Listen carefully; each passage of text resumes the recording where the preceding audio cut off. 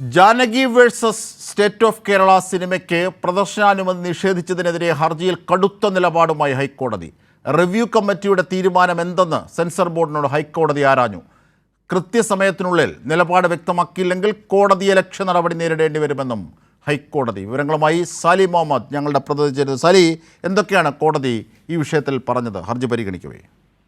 അതായത് നിർമ്മാതാക്കളുടെ ഈ അണിയറ പ്രവർത്തകരുടെ ഹർജിയാണ് ഹൈക്കോടതിയുടെ പരിഗണനയിലുള്ളത്. ഉച്ചയ്ക്ക് മുമ്പ് കേസ് കേട്ടപ്പോൾ കോടതി ഒരു കാര്യം നിർദ്ദേശിച്ചു. ഇന്നലെ ചേർന്ന റിവ്യൂ കമ്മിറ്റിയുടെ തീരുമാനം എന്താണ് എന്ന് ഹൈക്കോടതി അറിയിക്കണം.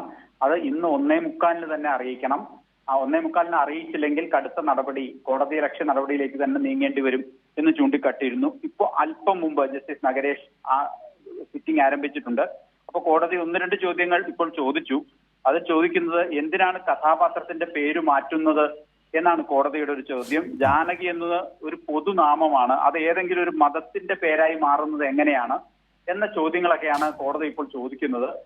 ഏതായാലും ഇന്നലത്തെ റിവ്യൂ മീറ്റിംഗിന്റെ വിവരങ്ങൾ അല്പസമയത്തിനകം തന്നെ കോടതിയെ സെൻസർ ബോർഡിന്റെ അഭിഭാഷകൻ അല്ലെങ്കിൽ കേന്ദ്ര സർക്കാരിന്റെ അഭിഭാഷക അറിയിക്കുമെന്നാണ് നമ്മൾ മനസ്സിലാക്കുന്നത്. അറിയിച്ചതിന് ശേഷമായിരിക്കും കോടതി ഇക്കാര്യത്തിൽ ഒരു നടപടിയിലേക്കും തീരുമാനത്തിലേക്കും കടക്കുക. ഏതായാലും കർശന നിലപാടാണ് കോടതിക്ക് ഇക്കാര്യത്തിൽ എന്ന കാര്യത്തിൽ തർക്കമില്ല.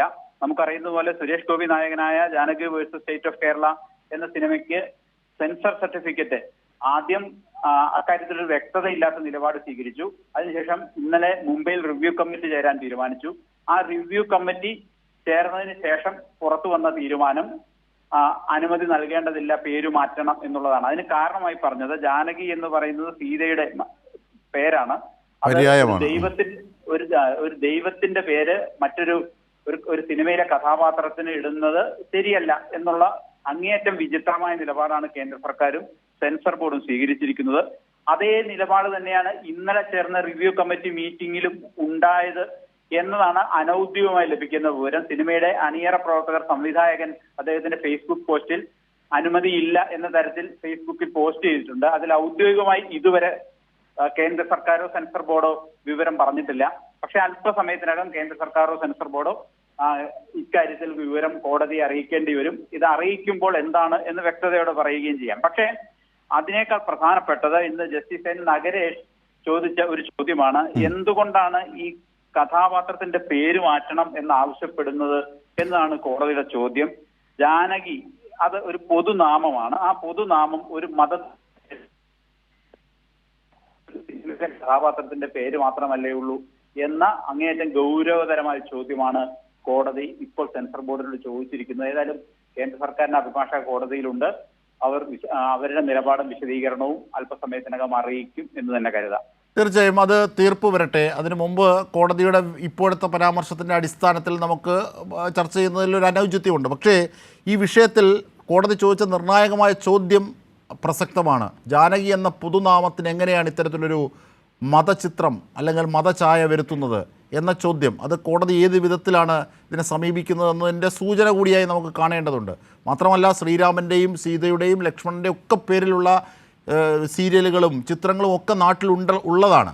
അപ്പോൾ എന്നിട്ട് പോലും അതുമായി ഒന്നും ബന്ധമില്ലാതൊരു പേരിനെ മാത്രം ഇങ്ങനെ സ്വീകരിക്കുന്നത് വലിയ വിമർശനത്തിനിടയാക്കുന്നത്. മാത്രമല്ല, ഈ സിനിമാ സംഘടനകളൊക്കെ വലിയ കടുത്ത പ്രതിഷേധവുമായി ഇതിനെതിരെ നീങ്ങുന്നുമുണ്ട്.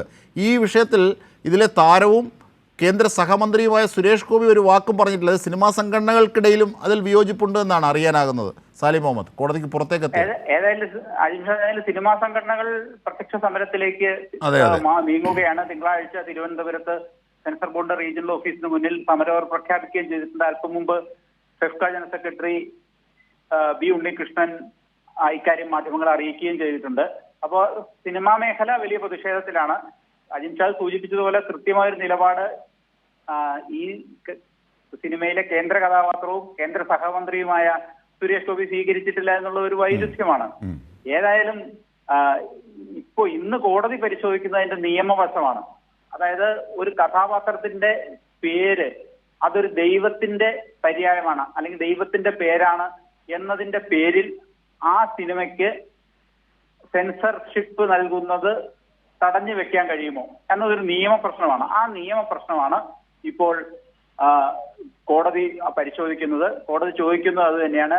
ജാനകി എന്ന പേരിന് എന്താണ് കുഴപ്പം? നേരത്തെയും ഇത്തരം പേരിൽ ദൈവങ്ങളുടെ പേരിൽ സിനിമകൾ ഇറങ്ങിയിട്ടുണ്ടല്ലോ, അന്നൊന്നും ഇല്ലാത്ത പ്രശ്നം എന്തുകൊണ്ടാണ് ഇപ്പോൾ ഉണ്ടാകുന്നത് തുടങ്ങിയ ചോദ്യങ്ങൾ ഇപ്പോൾ കോടതി ചോദിക്കുകയാണ്. ഏതായാലും റിവ്യൂ കമ്മിറ്റിയുടെ തീരുമാനം എന്താണെങ്കിലും, ഇന്നലത്തെ മുംബൈയിൽ ചേർന്ന റിവ്യൂ കമ്മിറ്റിയുടെ തീരുമാനം എന്താണെങ്കിലും അത് രേഖാമൂലം കോടതി അറിയിക്കാനാണ് നിർദ്ദേശിച്ചിരിക്കുന്നത്. ഇപ്പോഴും കോടതി സിറ്റിംഗ് പുരോഗമിക്കുകയാണ്. തീർച്ചയായും ഈ നടപടിക്രമങ്ങളുടെ രീതി അനുസരിച്ച് ഇന്ന് തന്നെ ഇതിൽ തീർപ്പുണ്ടാകുമോ? എങ്ങനെയാണ് അതിൻ്റെ ഒരു രീതിയൊക്കെ സംബന്ധിച്ച നിയമം?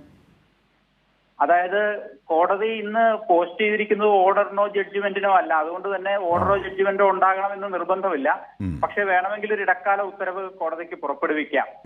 കേന്ദ്ര സർക്കാരിന്റെ നിലപാട് എന്താണ് എന്ന് രേഖാമൂലം ലഭിച്ചതിന് ശേഷം ഇത് ഒരു ഇടക്കാല ഉത്തരവിലൂടെ വേണമെങ്കിൽ സിനിമ റിലീസ് ചെയ്യാനോ അല്ലെങ്കിൽ ആ പേര് മാറ്റണം എന്ന നിർദ്ദേശം റദ്ദ് ചെയ്യുകയോ എന്ത് വേണമെങ്കിലും ചെയ്യാം. അതുവരെ സിനിമ റിലീസ് ചെയ്യരുത് എന്ന ഉപാധിയോടെ പേര് മാറ്റേണ്ടതില്ല, നമുക്ക് വിശദമായി വാദം കേൾക്കാം എന്ന് തീരുമാനിക്കാം. അങ്ങനെ പല സാധ്യതകളുണ്ട്. ഒരു അന്തിമ ഉത്തരവ് ഇന്ന് പ്രതീക്ഷിക്കേണ്ടതില്ല. ഒരു പക്ഷേ ഒരു ഇടക്കാല ഉത്തരവ് ഉണ്ടായേക്കും. ആ ഇടക്കാല ഉത്തരവ് എന്താണ് എന്നുള്ളതാണ് പ്രധാനപ്പെട്ടത്. ശരി സാലി മുഹമ്മദാണ്.